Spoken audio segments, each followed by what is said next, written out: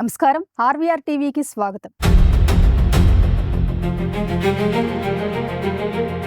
రాజకీయం అంటే కేవలం ఓట్లు, సీట్లు మాత్రమే కాదు. అదొక వ్యూహం, అదొక నిరంతర తపస్సు. భారత రాజకీయ చరిత్రను ఒకసారి పరిశీలిస్తే 2014 ముందు ఒకలా, 2014 తర్వాత మరోలా మారిపోయింది. కాశ్మీర్ నుండి కన్యాకుమారి వరకు, గుజరాత్ నుండి ఈశాన్య రాష్ట్రాల సరిహద్దుల వరకు ఒకే ఒక్కడు భారతీయ జనతా పార్టీ విజయకేతనాన్ని సగర్వంగా ఎగరవేశాడు. ఈ అఖండ విజయ సామ్రాజ్యం వెనుకున్న చాణక్యుడెవరు? విమర్శకులు ఆయనను ఆధునిక చాణక్యుడు అంటారు.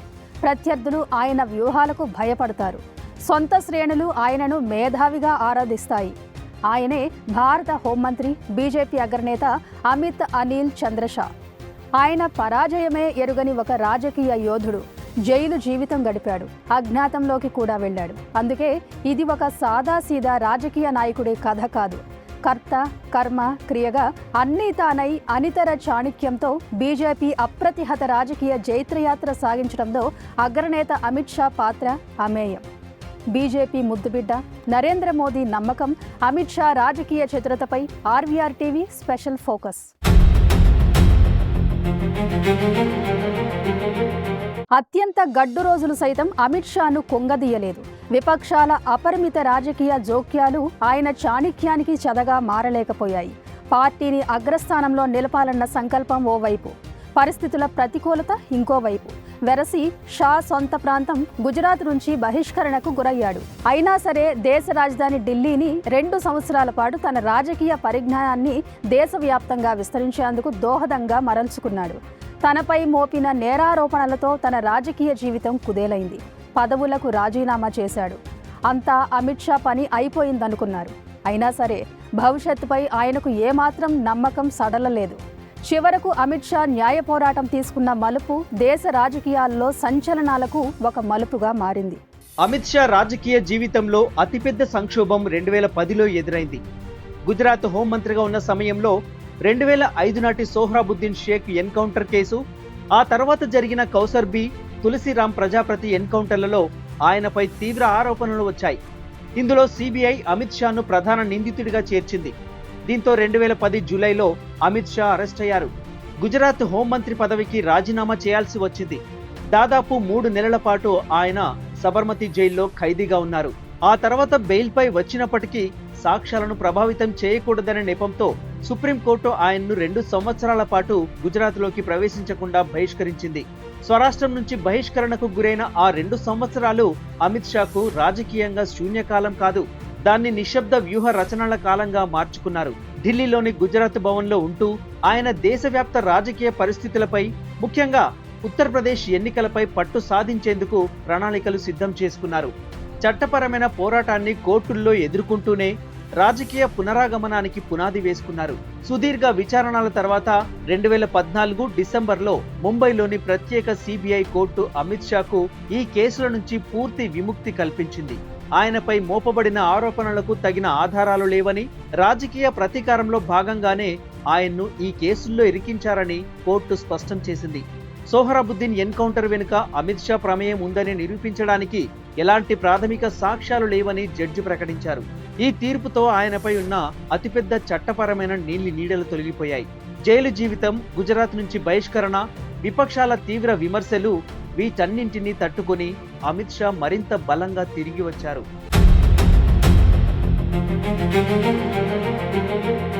నరేంద్ర మోదీ, అమిత్ షా వీరిది అజేయ ద్వయం.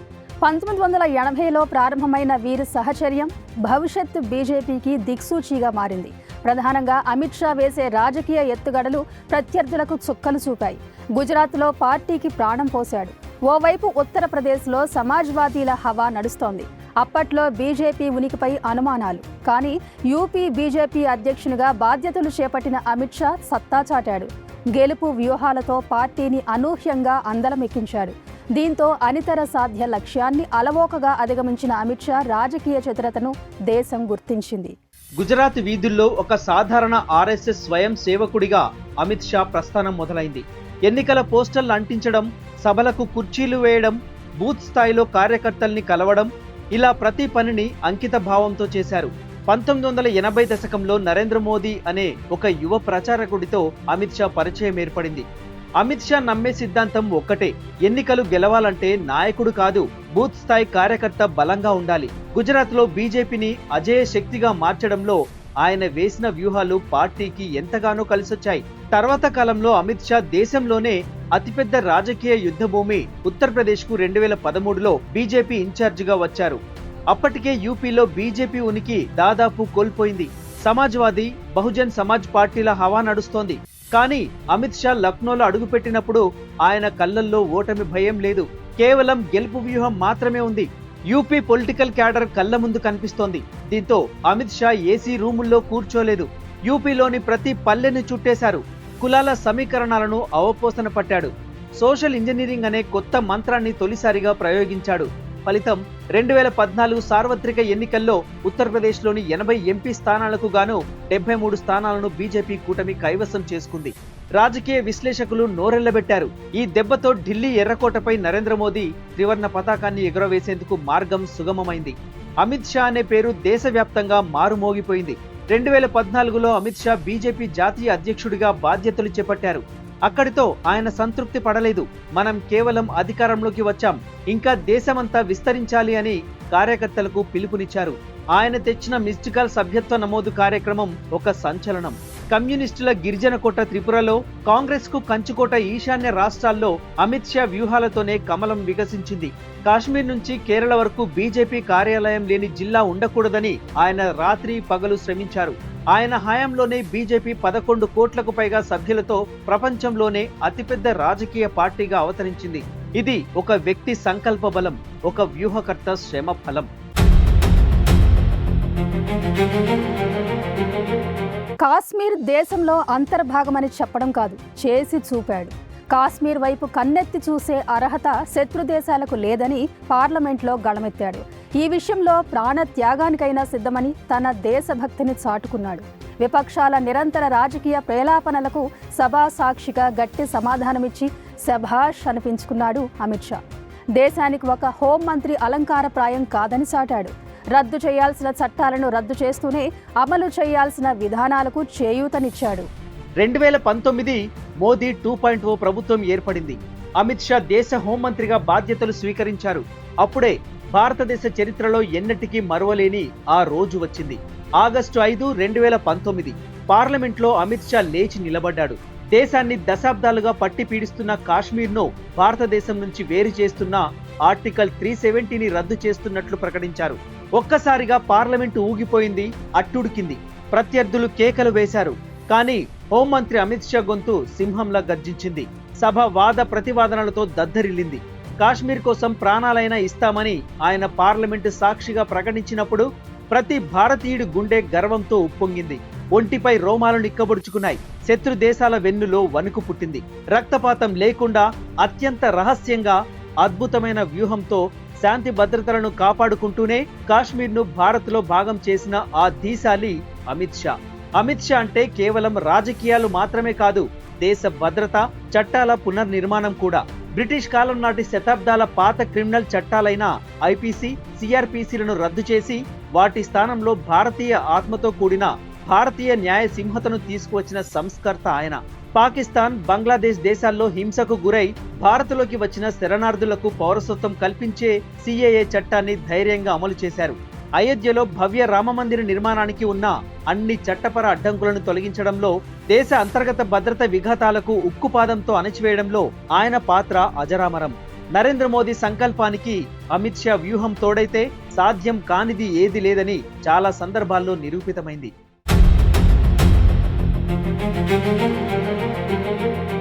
భారతదేశానికి ఈశాన్య రాష్ట్రాలు కేవలం సరిహద్దులు కావు, అవి దేశానికి అలంకారాలు. కానీ దశాబ్దాలుగా ఆ ప్రాంతం కాంగ్రెస్ పాలకుల నిర్లక్ష్యానికి, ఉగ్రవాద ముఠాల రక్తపాతానికి బలవుతూ వచ్చింది. ఎటు చూసినా పేలుళ్లు, సైన్యంపై దాడులు, స్థానిక తెగల మధ్య ఘర్షణలు. ఆ ప్రాంతాన్ని భారతదేశ ప్రధాన స్రవంతికి కలపడం అసాధ్యమని చాలామంది భావించారు. కానీ కేంద్ర హోంమంత్రిగా బాధ్యతలు చేపట్టిన అమిత్ షా కన్ను ఈశాన్య భారతంపై పడింది. ఆయన ఒకే ఒక నినాదాన్ని నమ్మారు: బుల్లెట్ స్థానంలో బ్యాలెట్, ఉగ్రవాదం స్థానంలో అభివృద్ధి. ఆయన తీసుకున్న 2 చారిత్రాత్మక నిర్ణయాలు ఈశాన్య భారత చరిత్రను శాశ్వతంగా మార్చేశాయి.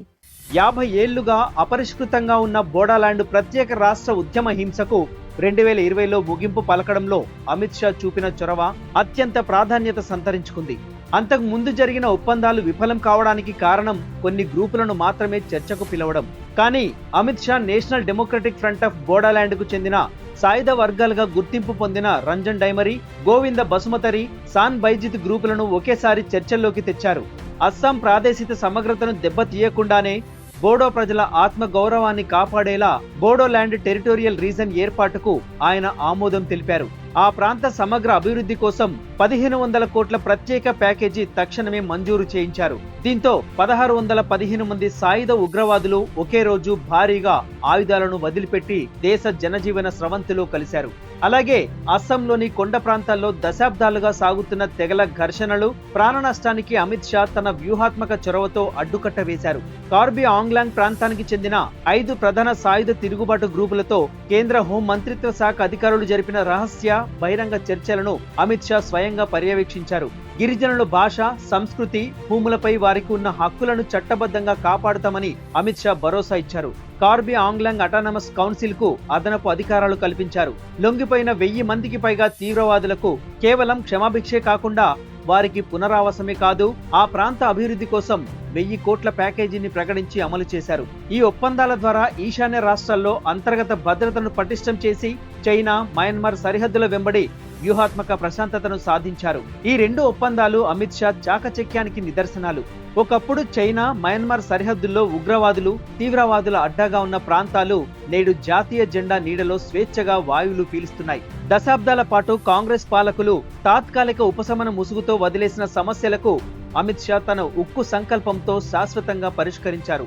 ఈశాన్య భారతంలో శాంతిని నెలకొల్పి బీజేపీ విజయ యాత్రలో ఆ 8 రాష్ట్రాలను అత్యంత కీలక భాగస్వాములుగా మార్చిన ఘనత ముమ్మాటికి అమిత్ షాకే దక్కుతుంది.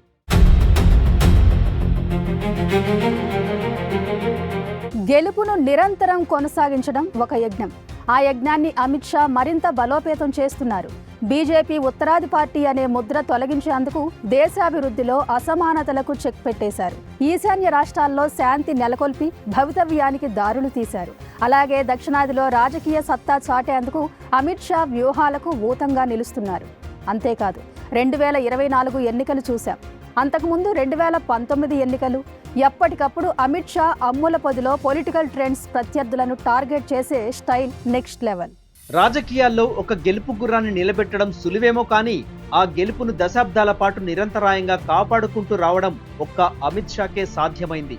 గత ఎన్నికల విజయాలు ఒక ఎత్తైతే రాబోయే సవాళ్లను ఎదుర్కోవడానికి ఆయన సిద్ధం చేసిన సరికొత్త వ్యూహం మరో ఎత్తు.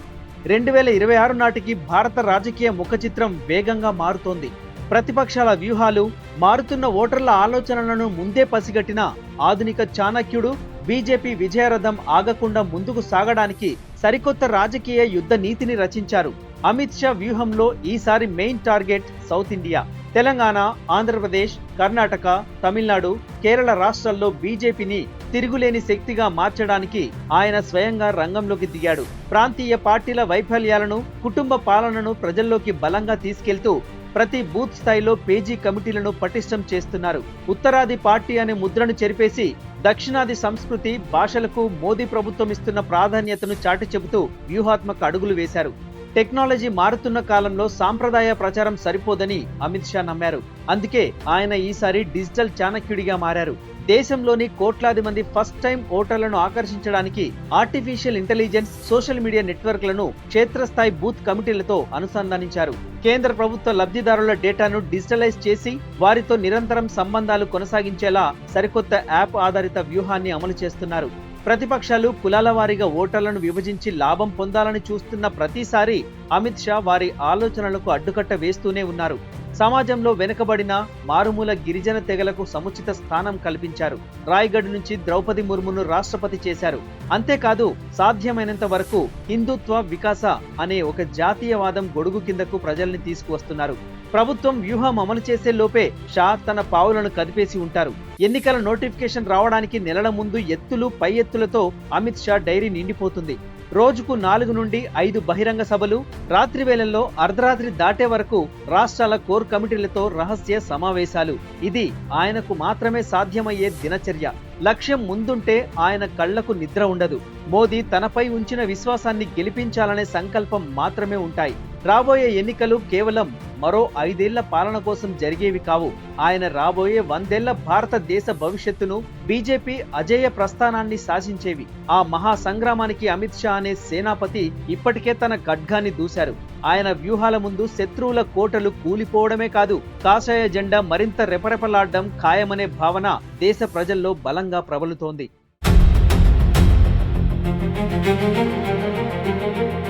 ఒకప్పుడు రాజకీయ కుట్రలు, కేసుల సుడిగుండం, సొంత రాష్ట్రం నుంచి బహిష్కరణకు గురైన ఒక వ్యక్తి అదే ఢిల్లీ పీఠాన్ని శాసించే స్థాయికి ఎదిగాడు. నిప్పులాంటి నిజాయితీతో ఆ అగ్ని పరీక్షలన్నిటినీ ఎదుర్కొన్నాడు. పట్టుదలతో నిలబడ్డాడు. ఆ పట్టుదలే నేడు భారత సరిహద్దులో ఉగ్రవాద మూలాలను పెకిలించి వేసింది. శత్రువుల గుండెల్లో వణుకు పుట్టించింది. దశాబ్దాలుగా నలిగిపోతున్న కాశ్మీరీల కన్నీళ్లను తుడిచింది. ఎవ్వరూ తాకలేరనుకున్న ఆర్టికల్ 370ని రద్దు చేసి ఒకే దేశం ఒకే జెండా అనే కలను సాకారం చేసింది. శరణార్థులుగా వచ్చిన కన్నబిడ్డలకు సిఏఏ చట్టం ద్వారా మాతృభూమిపై కొత్త వెలుగులు నింపింది. చరిత్ర కొందరిని మాత్రమే గుర్తుపెట్టుకుంటుంది, కానీ కొందరు మాత్రమే చరిత్రను తిరగరాస్తారు. వివాదాలు ఎన్ని ఉన్నా, విమర్శలు ఎంతమంది చేసినా దేశ రక్షణ, జాతీయ ప్రయోజనాల విషయంలో అమిత్ షా చూపిన ఆ మొండి ధైర్యం, ఆ ఉక్కు సంకల్పం దేశ రాజకీయాల్లో ఎప్పటికీ ఒక చెరగని అధ్యాయం. ఆయన ఒక వ్యూహం, ఒక సంచలనం, నవభారత నిర్మాణంలో ఒక తిరుగులేని శక్తి.